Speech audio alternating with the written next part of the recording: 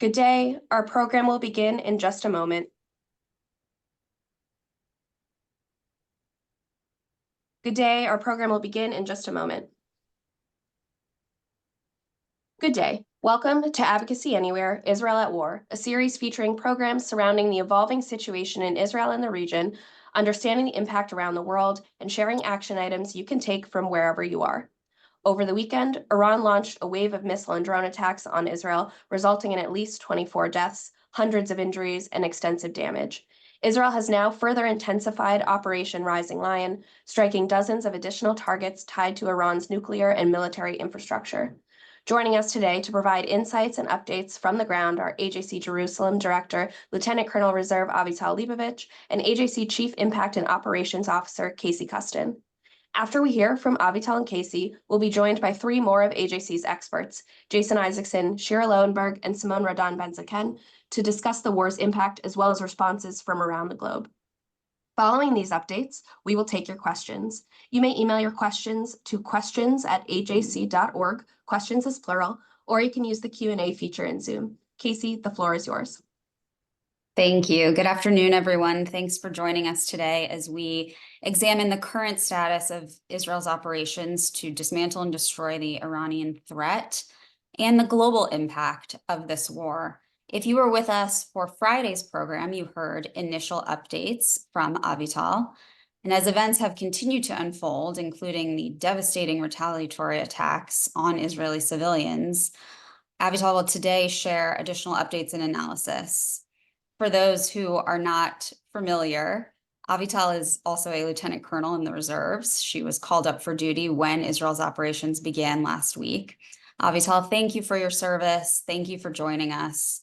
When we spoke to you on Friday, Israel had been attacking strategic nuclear and military sites in Iran for about 24 hours at that point. In that time, Israel had already made remarkable progress in striking the nuclear infrastructure and ballistic missile bases. It's been about 5 days now. Can you update us on the success and the impact of these operations? Of course. Now, in order to understand the background, we're talking about Iran on the one hand, which has invested at least 3 decades in this nuclear plan, building facilities, factories, its own military apparatus, the Revolutionary Guards, proxies all across the Middle East. And Israel has been operating 5 days to try and handle these achievements of the last 3 decades. I think the biggest achievement thus far is the aerial superiority of Tehran. This actually means that Israeli aircrafts of various kinds can freely fly in the airspace of Tehran. Tehran is a huge city with more than 1 million people in the center of Iran. And of course, we know that a lot of the terror infrastructure is located inside Tehran. For those of you who may have seen yesterday a short clip about the broadcast TV station, national broadcast station in Tehran, which was bombed, then please know that this building, which externally serves as a TV station, actually had other purposes by the Revolutionary Guards, and that's the reason why it was targeted. So let's talk about really the main achievements in addition to the aerial superiority, and I'll try to give you some numbers because I think it's quite astonishing given the fact that it only has been 5 days. So the intelligence asset in Israel actually led more than 865 preemptive strikes on personnel, nuclear sites, and military capabilities. So if I'm talking about personnel, then Israel actually eliminated the top tier of commanders, both in the Revolutionary Guards and in the military. The last one was just a few hours ago. He was actually the chief of staff overseeing both the Revolutionary Guards and the military. He was the one coordinating between the two bodies. And actually, he was replaced 4 days ago when the previous chief of staff has been eliminated. but more than 11 of those military commanders have been eliminated. In addition to this, nuclear researchers. Now, I want to explain in a minute the value of a nuclear researcher who actually carries a huge amount of knowledge with him, and that knowledge is forever taken when that nuclear scientist is eliminated and can no longer contribute to the facility, to the nuclear plant. So that's a huge, of course, advantage. As for the nuclear sites, and I know, Casey, there has been numerous rumors, where did Israel attack and where did it not attack? And I want to be very clear.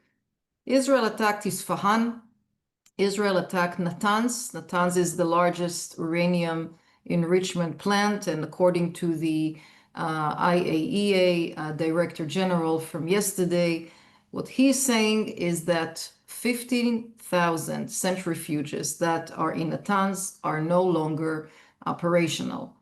In addition to this, there are a few other nuclear headquarters, nuclear labs, centrifuge production facility in Tehran that was actually attacked 2 days ago, and more.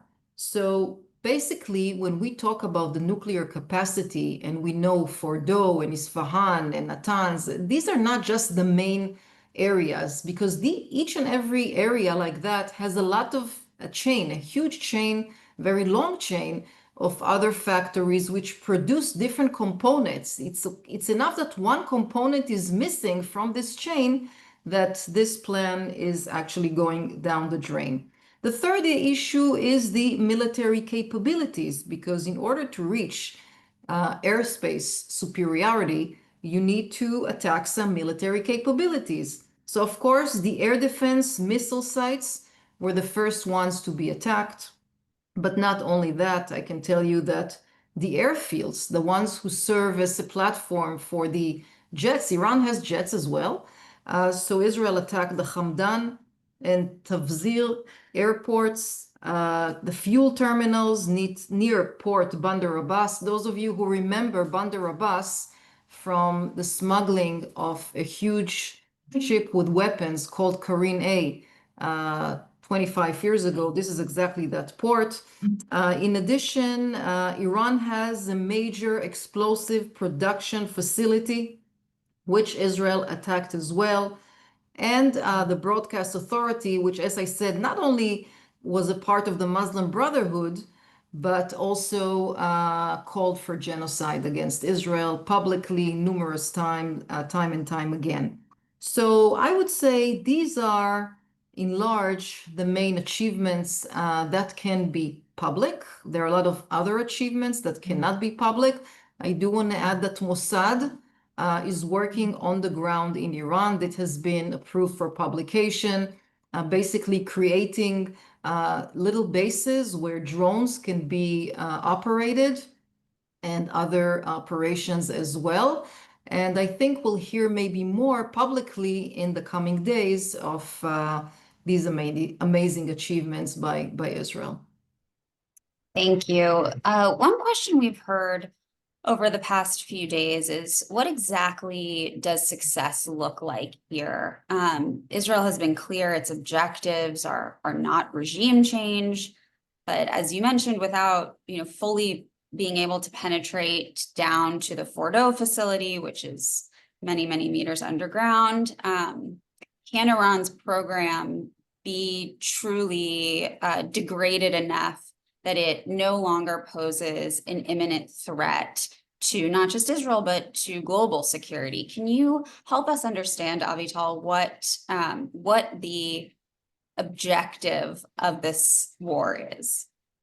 Of course, and of course, we can talk about the four elements that, in my perspective, will lead us to success. But before I say that, I do want to say that obviously a war is not sufficient, and each war should lead eventually into some kind of a political process that eventually will lead us to this success. So in my opinion, the success will have four components. The first one is a completely dismantling of the nuclear plan of Iran with all of its millions of components, whether it's factories, researchers, scientists, plants of different sorts. production sites, and so on. So this has to be the main kind of demand in any future kind of negotiations or agreements. So no more negotiating about a temporary percentage, some sort of low percentage or temporary situation of enriching uranium somewhere in Iran, outside Iran. That is no longer acceptable. The second issue has to do with the proxies that we have here, because just like a list of domino bricks, we watched one by one crash. Hezbollah was the first one to crash, and then Assad was the second one. Iraqi militias are sitting quietly in Iraq right now, but we know that the minute the wallet will open and the cash will flow, they will be revived. And we need to make sure that there is no funding for these militaries of terror, for these proxies in the region, because this will bring us back to where we were on October 6th. This is the second condition for success.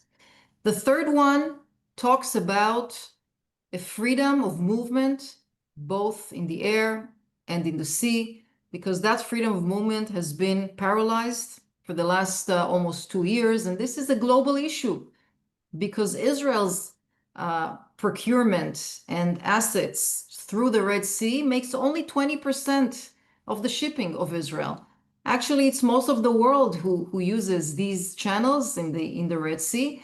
So this has an effect on everyone, and we can't be in a situation in which a bunch of lunatics, which are proxies of Iran, called the Houthis, will stop at their own pleasure different vessels for different reasons. So that's the movement, the freedom of movement.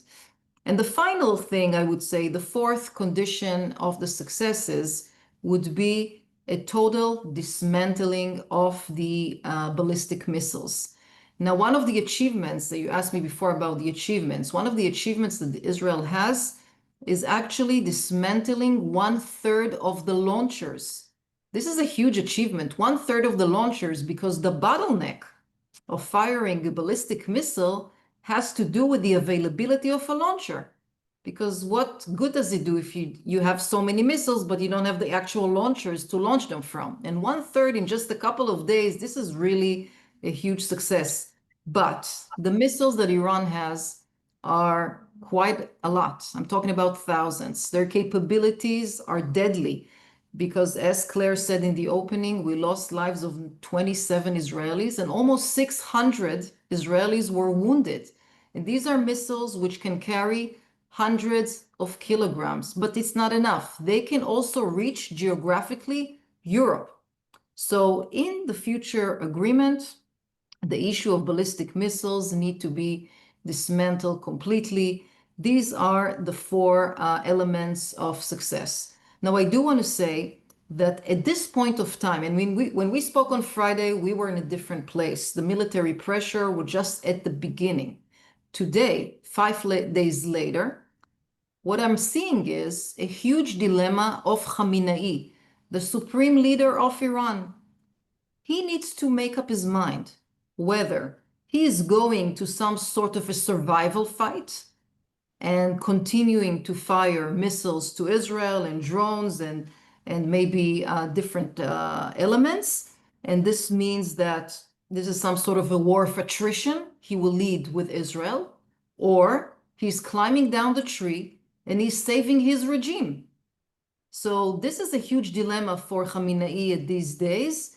I believe that the American component will be critical for his decision. In other words, he's watching, like us in Israel, the aircraft carriers making their way here to the Middle East, or fueling aircrafts making their way from Europe to the Middle East, an Aegis ship which is docking here in the waters very close. He's watching all of that, and he's really in a dilemma. And the last anecdote I will say, he's also fearful for his life. And therefore, today, he transferred a lot of his responsibilities as the supreme leader to the Revolutionary Guards. And this way, his influence on conducting the war is more limited than it has been in the past few days. Thank you. We were just discussing before the program began that President Trump, about an hour or so ago, tweeted very clearly that, make no mistake, we know the location of the Supreme Leader, and urged him to consider unconditional surrender. I do, Avital, just in our remaining minutes, want to ask you about what's happening at home in Israel. We've tragically seen civilians killed, buildings destroyed. It's a stark difference to the way that Israel operates with precision strikes on specific strategic targets. What can you tell us about the impact of these retaliatory missiles, the capacity of Israel's missile defense systems to continue operating at this roughly 90% success rate?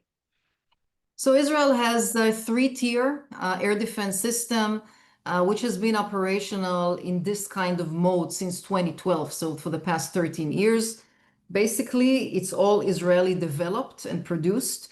The shortest range of a missile can be targeted, intercepted by the Iron Dome, which all of you, I'm sure, know and heard of. And this is the interception system that handles the rockets from Gaza, which were fired by Hamas and Islamic Jihad.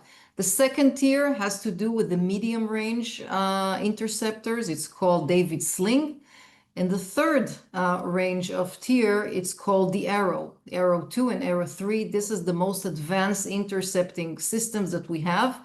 And they're the ones intercepting the Iranian missiles as well as the Houthi missiles.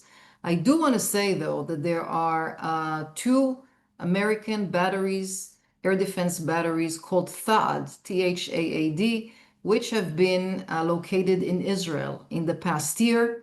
And they are an active participant in defending Israel and its people. Now, unlike Israel, which targets a certain military terrorist person, commander in his home and only hits that specific room where he's at, here the situation is different with the Iranians, because the Iranian regime decides deliberately to target the most heavily populated cities that we have here in the center. I have to tell you that this morning there was such an attack, which a few rockets landed in the city of Herzliya, a densely populated area. Luckily, we didn't have any loss of human lives. The system we have is hugely effective and successful, but it's not hermetic. This means that even those 10% of missiles, which we cannot intercept, they can do damage as well in infrastructure, but worse than that, in human lives. So we're hoping that people will stay protected. We have a home front command here, which issues orders every day, the whole day, when to go to shelters, when to leave the shelters. So there are a lot of behavioral issues here as well. But I assure you that the success of the interception system in Israel is phenomenal. Thank you, Avital. There are a lot of questions for you in the chat about specific capabilities and assets that Israel may or may not possess or may need. We'll get to those shortly during Q&A. Now I'd like to bring in our colleagues, AJC experts, Jason Isaacson, Simone Rodan-Benzikin, and Shira Lowenberg, to discuss the global impact and response to this war. Thank you for joining us. Jason, I want to start by asking you about this absurd idea that we're seeing on social media that Israel somehow launched an unprovoked attack against Iran, when in fact, as we all know, Iran has for decades declared that it intends to wipe Israel off the map. But it's launched terror attacks on European soil in Latin America, foiled plots in this country. It brutalizes and harms its own people and violates their human rights. How do we get the world to remember what this regime really is?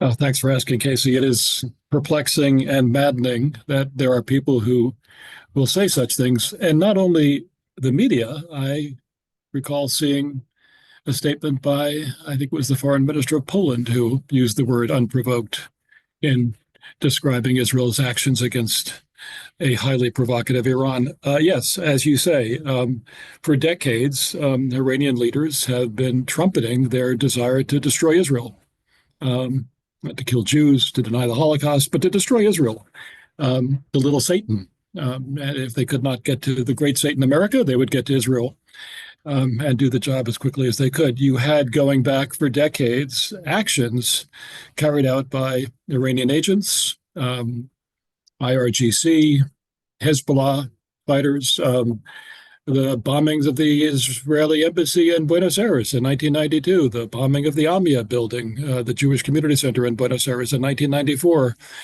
on and on and on and on. The bombing of the bus in Burgos, Bulgaria in 2012, killing 5 Israeli tourists and 1 Bulgarian bus driver. Repeated attacks at arm's length from Iran through its various proxies, or directly by Iran itself. Last year's April and October attacks on Israel, hundreds of missiles and drones fired into Israeli territory. So to say somehow that this latest act, which followed immediately an IAEA finding that Iran was egregiously in violation of its nuclear non-proliferation treaty obligations and of the 2015 Joint Comprehensive Plan of Action, and followed, of course, the atrocities of October 7th, 2023, and everything that followed, the hundreds of missiles, thousands of missiles, from Hezbollah before that leadership was decapitated again and again and again. What more can I tell you? The provocations were numerous and extensive and stretched back decades. Israel had no choice when Iran was on the verge of completing its work toward military nuclear capability, but to act in the best interest of Israel and of regional stability and, frankly, of peace in the world. Thank you, Jason. I want to pick up on your mention of the IAEA report and bring Simone into the conversation. That was a pretty significant step to see a European-led effort to censure Iran at the IAEA just the morning before the attacks started. Simone, the Europeans had long hoped to salvage either the JCPOA or some political agreement on Iran's nuclear program. After the US withdrawal in 2017, there were many attempts by the E3 to try to keep the deal together. But over the last year or so, it does seem like the European patience with Iran had begun to worn out, and there were additional conversations about potential actions that could be taken to force Iran either into compliance or back to some negotiation. Despite, though, knowing how serious the nuclear threat had grown, and despite having had or foiled attacks on their own soil, we now still see many Europeans who would consider themselves allies of Israel and the United States calling again for de-escalation. And even knowing that Iran and Russia have been providing weapons to each other and destabilizing Ukraine and Syria, things that really impact European security. Why the reluctance to come out in full support of actions to de-arm and take out this threat? And can you help us understand how much of the discourse in Europe is now tied into the post-October 7th politics of the moment? Sure. Thank you very much, Casey. Well, first of all, you described the situation perfectly. Welcome to Europe. It is actually it's typically European, I would say. First of all, what we have to understand is that before the JCPOA actually was signed, many of the European countries, and particularly the E3, meaning France, Germany, and the United Kingdom, had a very firm approach towards the Iranian nuclear issue, to some extent even firmer than at the time the U.S. administration under President Obama. You might remember the story where the very famous story where the then foreign minister Laurent Fabius walked out of a meeting in Geneva because he opposed the deal that the United States was willing to sign. But once the deal was signed, they were happy with an imperfect deal. And so you're absolutely right that the Europeans for a very long time had at heart to preserve the JCPOA, not because there was a certain naivete about Iran. They were pretty clear, just as before, that the Iranian nuclear threat was there, but they believed that it was the best solution to contain Iran to a certain extent. Now, you're also right that over the last month and year, it's been very clear for many Europeans that Iran was going down the wrong route. And so this is why you had the resolution at the IAEA that was done by France, Germany, the United Kingdom, and the United States. And so that is that part. So many Europeans understand the Iranian nuclear threat. President Macron, Chancellor Merz, the EU President Ursula von der Leyen have all said that Israel has the right to defend itself. But yes, you're also right that at the same time, there is a will to please, I would say, a certain population here in Europe that has over the past 1.5 years since October 7th become more and more negative towards Israel. So many European leaders are walking a very tight rope. But at the same time, when you look at, for example, Chancellor Merz's statement just a few minutes ago, a few hours ago, he praised Israel's strikes on June 30th for significantly weakening the Iranian regime. And he said that Israel was doing the dirty work for all of us. So it's a striking admission from one of the main leaders of Europe that Israel was indeed doing the dirty work. When you speak to most of the chancellors, and this is where I would like to get to, when you speak in private to most of the chancelleries, they understand that the threat that Iran is posing not only to Israel, it is posing Iranian missiles can reach Paris, Berlin, and Warsaw.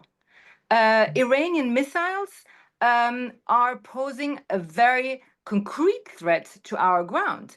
And in the past, as we all know, Iran has acted on European soil through terrorist attacks. So Europe, behind closed doors, is very well aware of that fact, but is trying to balance a certain opinion here on the ground. And maybe the last thing I would like to mention is the economic part of it. Many Europeans are very much afraid of, in particular, economic repercussions for Europe in terms of oil prices going up, the fact that the Iranians could potentially close the Strait of Hormuz, and that is also guiding some of the principles that people are trying to sort of ask for calm. But again, behind closed doors, the most European leaders know that indeed Israel is doing the dirty work. Thanks, Simone. A great jumping off point to bring Shira in. China doesn't get as much attention recently for its relationship with Iran as Russia has, but it is a significant economic lifeline for the regime through its oil purchases. It's aided in procurement of components for the ballistic missile program. No doubt China is concerned by strikes on the oil infrastructure and possible action in the Strait of Hormuz. It's not surprising to anyone that China is publicly condemning Israel's actions, but we also know that China very much acts in its self-interest. Shira, is there any hope for China to play a constructive role here? Thank you, Casey. I'm going to pick up actually with something that Simone talked about that was of concern to the Europeans, which is very much of concern to China's interests, and that is its energy needs, which are primarily in the Middle East. China imports, or 90% of Iranian oil exports go to China, and of China's oil imports, approximately 15% come from Iran. So China's interests really are in a stable Middle East. China had not been in support of Iran obtaining military nuclear capability because that is disruptive to the entire region, perhaps might encourage other countries in the Middle East to obtain nuclear weapons. So it's not that they have been or are in support of Iran's nuclear capability, but the main concern is stability. And the other part of it is that Iran, a lot of times we lump in Iran with China, Russia, North Korea. Those are, they're not allies, they're not treaty allies, but they're useful friends. Why? Why is, China interested in Iran in that way? They oppose the West, they oppose the United States. And China is very much interested in undermining US global position and influence, including in the Middle East. And it has, to get to your direct question, China has offered itself as a negotiator or as, bringing some sort of resolution. I think that is more rhetorical than actual. I don't think that they have really a place for that. You may recall that in March of 2023, China brought together Saudi Arabia and Iran after 7 years of diplomatic break. Again, that was more of, it said that the groundwork had been laid by other involved participants rather than China. So directly to your question, no, I don't see a significant role for China to play now. Thanks, Shira. Jason, let me ask you about other efforts to potentially mediate, as Shira just raised, China offering itself up. Obviously, Iran's relationship with Gulf countries ebbs and flows, warmed, cold, on a regular basis. And it's not, I think, surprising to anyone to see a public condemnation of Israeli actions by the Gulf states, even if private sentiments from these governments may be different. And no doubt you're having many of those quiet conversations with your contacts in the Gulf. But so far, Israel has said it is not interested in negotiations until it achieves its objectives of this operation, as Avital had laid out before. Do you expect the Gulf states to begin pushing for some kind of mediated solution, or do you think at this point they will sort of quietly let Israel, quote, finish the job? So you'll hear in how I respond echoes of what you heard from Simone regarding European attitudes, public posture, and the private truth. And I think it's very clear from the contacts that we've had. And I will say our colleague, Ambassador Mark Sievers, the director of AJC Abu Dhabi, based in Abu Dhabi, has also been picking up various messages that he's been passing along to us, no one wants chaos. No one wants instability. Countries that are vulnerable to the possibility of either missile attacks or subversion in their countries because of the proximity and the presence of cells in their countries as well, would like this war to end. But they would like it to end without an enabled Iran, without an Iran that is able to continue its progress toward military nuclear capability, without an Iran that through proxies is able to disrupt, subvert, wreak havoc in their countries.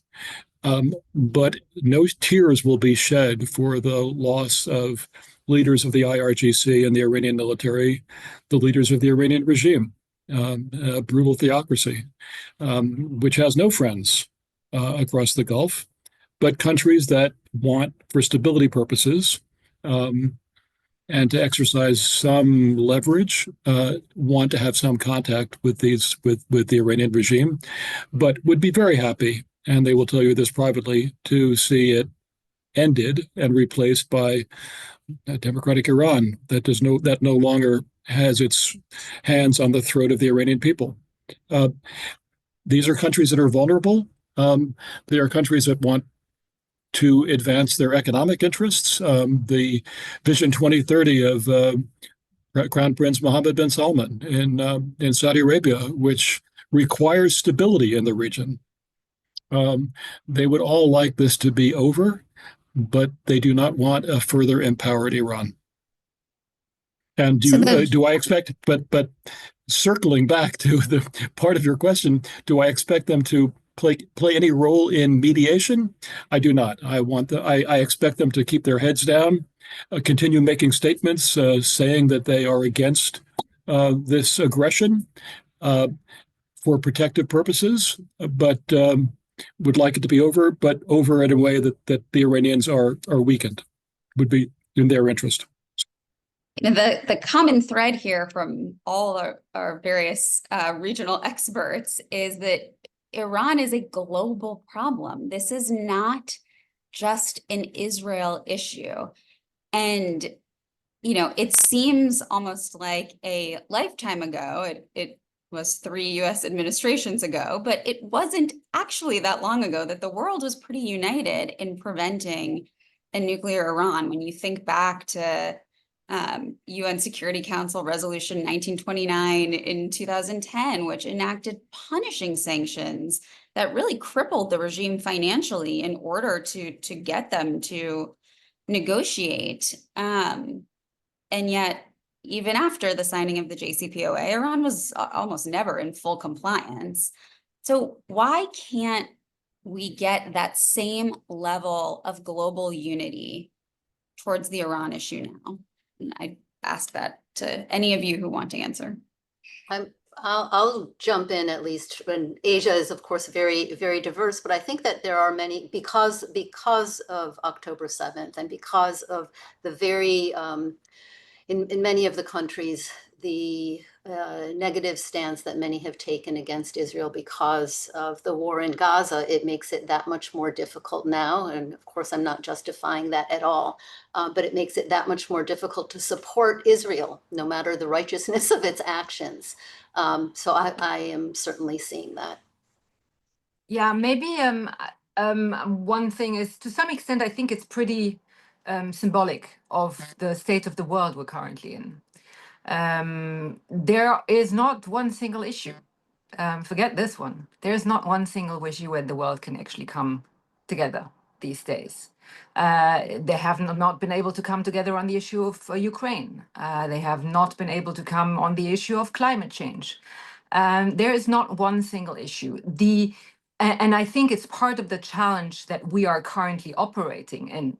We as support for the West, we as believers in liberal democracy, we as a Jewish organization and a Jewish advocacy organization, is the difficulty of the current the world order as we knew it since the end of the Second World War and the end of the Iron Curtain, to be able to come together on those issues. And I think this is where we as AJC, as a global Jewish advocacy organization, are so important, because we are committed to the transatlantic relationship. We are committed to a certain number of values, but we also operate around the world, and we have an ability to adapt ourselves and carry the same message across the world wherever we are.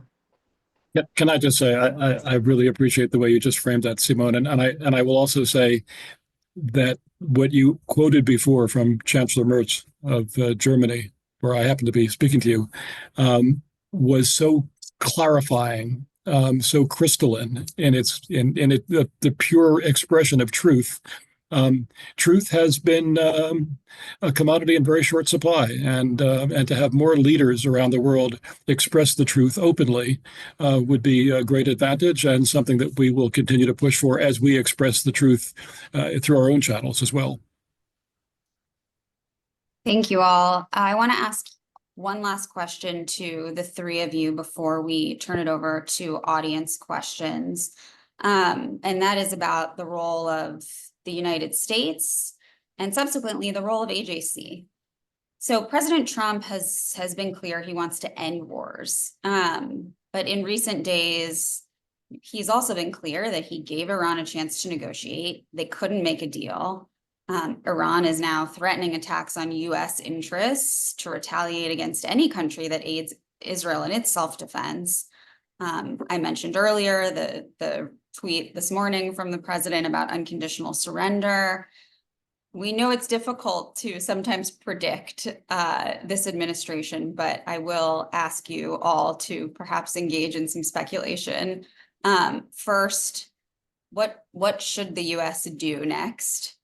And second, what should AJC be asking of the United States government? And to Simone, I would pose a slightly different version of that question. What should AJC be asking European governments to do? If I could jump in, Casey, thank you.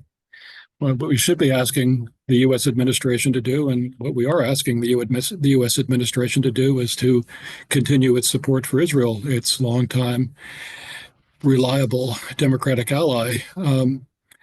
And the U.S. has provided support, as we know. There's a long history of close cooperation between the United States and Israel on a whole range of issues, and that's extremely valuable. And as this war continues to its conclusion, we are counting on the United States to provide Israel with the support that it needs in a variety of ways. But it will be a decision by the United States government to determine what's in the interests of U.S. National security. And knowing the advantage to U.S. national security of this close cooperation with Israel, I'm expecting the U.S. to move in the direction that would be natural in support of its close ally. I'll say something about Europe. I think Europe needs to understand that, and it does to some extent, that Iran, that the Islamic Republic of Iran is part of a wider network of what used to be called at some years ago the axis of evil. But it is posing very concretely a threat, not only to Israel, but it's posing a threat to the world and to Europe as well. You have spoken about the fact that Iran has been providing Shahed drones to Russia that are even last night have attacked Kiev and Odessa and have caused victims, including children. The Islamic Republic is constantly attacking and has tried to plot terrorist attacks against European citizens. It has tried to kill Jewish citizens for years. There have been numerous attempts, whether in Germany against a synagogue in Bochum, whether in the United Kingdom, where just a couple of months ago a plot was discovered that 15 IRGC agents tried to attack a synagogue in Norway, in Sweden, all over the European continent. This has been happening. So there needs to be a sense of clear-eyedness. I don't know if that's a word, about this. And that also means that Israel is at the forefront, just as Ukraine is, in the fight for liberal democracy. And this needs to be very clearly seen. So what do we want? One of the things we're asking, of course, is for Europe, and we've been asking this for years, to list finally the IRGC as a terrorist organization. It's frankly a disgrace that this has not happened before. The IRGC, as I just mentioned, has threatened European citizen on its ground, and one can't pretend, as most European countries rightfully do, that they are fighting anti-Semitism and at the same time not listing the organization that is posing a major threat to Jewish life here in Europe. So that's, of course, number one. Stand by Israel in this fight. Frankly, that is an existential fight for Israel, but it's frankly widely more a fight for liberal democracies. Thank you. We have a lot of questions in the chat. We've covered a lot of ground already. I want to open it up for Q&A and turn it back over to Claire. Thanks, Casey. Jason, our first question is for you from Janice Ellen, who's wondering, under what circumstances would those more moderate Arab countries who are part of the Abraham Accords openly support Israel's action to destroy Iran's nuclear capability? Janice, I honestly don't feel that we need to expect these countries to make public statements to that regard. I think they are, it is in their interest to maintain the stance that they have already adopted. We know how vulnerable these countries feel. We know that they would like to have a stable region, and they don't want to be subject to a retaliation by Iran. And so I know where they are. I think we all do. And we could also understand the position that they find themselves in. The fact that, frankly, through 20 months of war in Gaza, the countries that normalized relations with Israel, the United Arab Emirates, Bahrain, Morocco, have not backed away from these relationships. They've maintained these relationships. And the fact that there is now a war going on in the immediate neighborhood of the Gulf, and we haven't heard any signals of withdrawal or retreat from these commitments that they have made for strategic purposes, tells you everything you need to know about the importance that Israel holds in their worldview. They're not going to jeopardize that, nor are they going to subject their own people and their own infrastructure to the unnecessary danger that would be posed by a more public stance. Our next question is for you, Avital. Lynn Azarchi is asking, with all the destruction in Iran, is it possible to slow or halt the funding of Hezbollah and Hamas? So I'll separate my answer. So with regard to Hezbollah, the main source of funding was from flights landing in the Beirut International Airport, flights that came from Turkey and flights that came with Iran. After Israel has complained through the joint American mechanism to the Lebanese government, and there is a new Lebanese government in place, this actually has been reduced significantly. The second channel of smuggling money was through the border of Syria, where there are unofficial crossings underground, and Israel actually bombed those before the ceasefire agreement with Lebanon. But also now with the new government in Syria, which is totally anti-Iranian, they're trying to also make sure that there is still no smuggling. The weak point that we have here with the funding has to do with the port. The port in Beirut is still dominated by Hezbollah. So imagine vessels carrying money, carrying different kinds of assets to Hezbollah, almost without sufficient inspection, I will say that. And last, I will say that Hezbollah still has some laundering money chains and drug smugglings in other continents, not in the Middle East, and this also provides some cash. So they have suffered significantly a decrease in the funding, but they're not broke at this point of time. With Hamas, it's a different story. The main point of income for Hamas was the humanitarian aid. Because even before the October 7th war broke out, there was humanitarian aid that went into Gaza on a daily basis. Now, Hamas controlled the aid, sold it overpriced to factories and bakeries that it chose on its own, and of course put into his pockets a lot of money.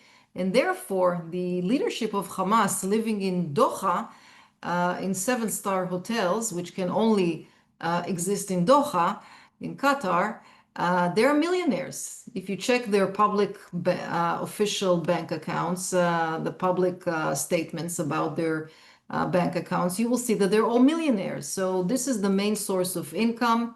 And of course, Iran was sponsoring also Hamas and also Hezbollah. So yes, that has been affected as well. The key of these proxies not returning to fight against Israel in the future would be defunding of these proxies. And this is also one of the elements that will be eventually need to be determined in the ultimate agreement following this war. Shira, our next question is for you from Murray Lee, who's asking, China has been a major diplomatic and economic supporter of Iran with deep collaboration between the two countries. Do you foresee that continuing regardless of the outcome of the war? And I'll add on, several others are asking, is China the only factor to consider in Asia? What about North Korea-Iran cooperation? So I'll start with the latter, with North Korea-Iran cooperation. Historically, and I'm talking probably 20 years back, there had been cooperation on the nuclear front, and then pursuant to that with missile development. I don't know what is happening today. I do know also that North Korea had been supplying some of the proxies, like Hamas or Hezbollah, with arms, and there had been interceptions within the last decade of some of those conventional weapons. So there is an association. And again, we do, typically lump the 4 countries that I'd mentioned before together, who are united in some of their opposition just in general to the West and to US leadership. Regarding Murray's question about what would happen next, I think that it's a big unknown of what will be in Iran, and it if the regime changes, if it doesn't change, what that will be. But as long as China's interests are in maintaining contacts with whatever government or whatever country, they will remain. And certainly China's continued energy needs demand stability and demand, positive relationships that they have with the countries in that region. Simone, our next question is for you from Jim Whitman, who's wondering, how have European views on Iranian involvement in the Russia-Ukraine war shaped the reactions you're seeing now? And you're just on mute. After all those years, one would think. So it has, in the chancelleries, it has definitely made a huge impact. I would say that all European chancelleries are crucially aware of the fact that the Islamic Republic of Iran has been providing substantial help, in particular through their drones to Russia. And that has played a role. In the previous conversations, there has been, and in the European arena, about potentially listing IRGC as a terrorist organization. One of the key arguments by some countries and some national parliaments in some countries have already listed the IRGC as a terrorist organization. One of the key elements for that decision was Iran's support for Russia in its war against Ukraine. Thank you. Our last question before I turn it back to you, Casey, is from Dylan Mays. Avital, in the midst of so much violence and uncertainty, is there any reason for hope? Are there diplomatic back channels, regional shifts, or signs of unity among allies that could ultimately lead to a more stable and secure region? Does this war ultimately mean a brighter future?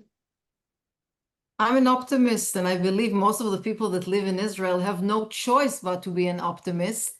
And while we have been living in the last 6 days on approximately 2 hours of sleep at night, because we're in and out of the shelters because of the Iranian missile attacks, I do believe that the amazing achievements of the Israeli Air Force and the Israeli intelligence and the Mossad and the many other units who are doing 24/7 what they're doing based on years and years of building up the list of targets and hunting those relevant members in the regime. I'm very optimistic that eventually we will have here a better future in Israel. I think the Middle East will be more stable, but the world will be a better world without a nuclear Iran. And just to give you a more positive example, to end our call, something that happened today in Tehran.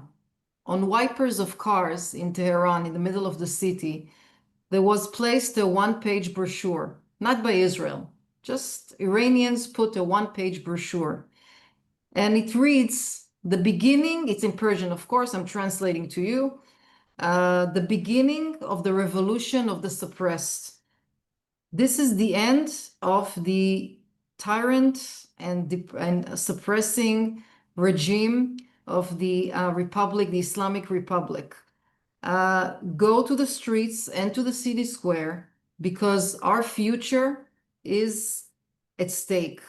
Please express your sorrow in your own voice. A student who will be unemployed and will not find a job after his studies. A person who could not make a living. A young woman who is afraid that she will be arrested and killed because of not wearing a hijab. A baker who cannot bake bread because the electricity breakage. A mother that was sentenced to death because of something her son did. Seniors that have to choose between medicine and food because they don't have enough money for both. And the list goes on and on. In other words, and it says here, put a hat, put a mask, get control and control the streets. So this is from within the Iranian people. So there's a lot more to be optimistic because the Iranian people, which by the way, the Israelis stand with, understand that they have reached a critical moment. And we're all hoping that they will take it in their own hands and lead their country to a better future. And on this optimistic note, I will just take the opportunity and thank everybody for standing with Israel and expressing solidarity. We feel it all the way here. Vital, thank you for giving us that hopeful note to end on today. I want to thank our experts for joining us to provide this global perspective. And as the global advocacy organization for the Jewish people, AJC is mobilizing around the world in support of Israel and to make clear that Iran is a threat to global security. We continue to stand with Israel. Our hearts are with the Israeli people. And with that, I'll turn it back over to Claire to end our call. Thank you all for sharing your expertise on today's AJC Advocacy Anywhere program, and thank you to our global audience for tuning in. To stay up to date on the evolving situation, make sure to follow AJC on social media at AJC Global. You can find more resources and take action at ajc.org/Israel at War. Our hearts are in Israel today and every day. I'm Yisrael Chai. Thank you. Goodbye.